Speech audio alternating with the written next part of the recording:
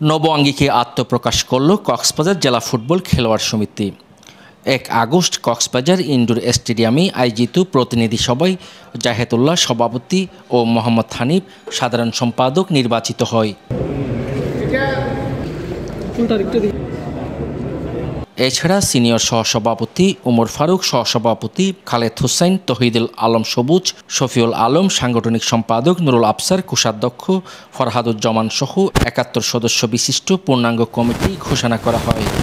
একই সাথে গঠন করা হয় ১৬ সদস্য বিশিষ্ট উপদেষ্টা পরিষদ। নতুন এই নেতৃত্ব ফুটবলের হারানো গৌরব ফিরিয়ে আনার প্রত্যয় ব্যক্ত করেন।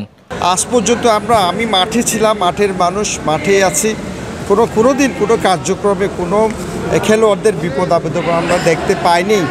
তো আমরা ৫ই আগস্টের পরে আমরা উদ্যোগটা নিয়ে মূলত এই কক্সবাজার ক্রীড়াঙ্গনকে, কক্সবাজারের সকল খেলোয়াড়দেরকে যাতে যে কোনো বিপদ আপদে, যে কোনো সুবিধা অসুবিধায়, যে কোনো সময় তাদের পাশে থাকতে পারি মতো আমরা এই খেলোয়াড় সমিতিটা মূলত করছি। যে আমাদের এই উপজেলা ভিত্তিক তৃণমূল থেকে আমরা খেলোয়াড় নিয়ে কাজ করব। তৃণমূল থেকে খেলোয়াড় নিয়ে কাজ করলে আমাদের পাইপলাইনটা ঠিক থাকবে। পাইপলাইনের জন্য আমরা যুদ্ধ করব।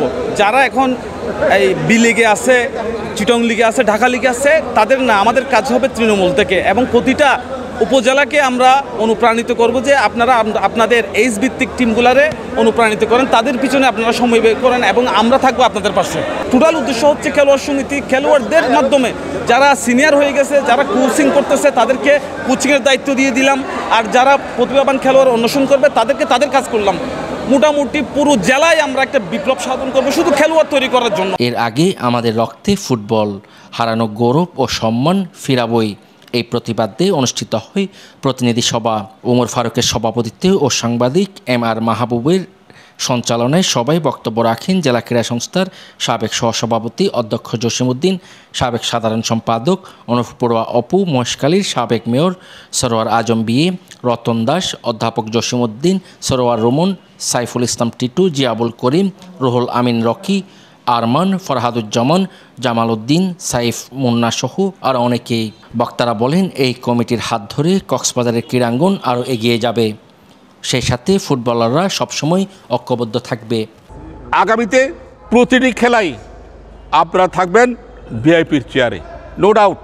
এই মাঠ কারো বাপের সম্পত্তি নয়, এই মাঠ আপনাদের সম্পদ, এই মাঠ আপনাদের ঠিকানা। কাজেই আপনাদের অধিকার সব সময় এখানে থাকবেই। আমরা ক্রীড়া সংগঠককেও এখানে সেম প্রাধান্য দেব, ক্রীড়া লেখক তাকেও সেম প্রাধান্য আছে। আমরা বৈষম্য রচিত হয়েছে, বর্তমানে কোনো বৈষম্য হবে না, ভবিষ্যতে হতে দেব না। আমি বাংলাদেশের নাগরিক, আমার একটা আইডেন্টি আছে, জাতীয় পরিচয়পত্র আছে। ঠিক তেমনি কক্সবাজার খেলোয়াড় সমিতির অধীনে জেলা খেলোয়াড় সমিতি এবং কক্সবাজারের প্রত্যেকটি উপজেলার খেলোয়াড় সমিতির জন্য আইডি কার্ডের ব্যবস্থা করতে হবে। শীঘ্রই উপজেলা পর্যায়ে পূর্ণাঙ্গ কমিটি ঘোষণা করা হবে বলে জানান জেলার নেতৃবৃন্দ।